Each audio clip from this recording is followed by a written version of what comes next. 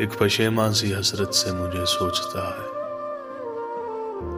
अब वही शहर मोहब्बत से मुझे सोचता है।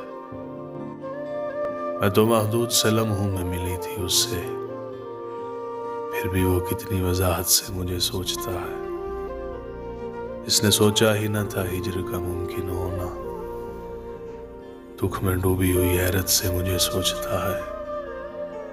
मैं तो मर जाऊं अगर सोचने लग जाऊं उसे, और वो कितने सहूलत से मुझे सोचता है।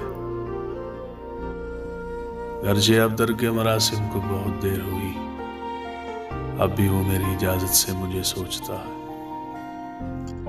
कितना कुछ फहम है वो शख्स के हर मौसम में, एक नए रूह नई सूरत से मुझे सोचता है।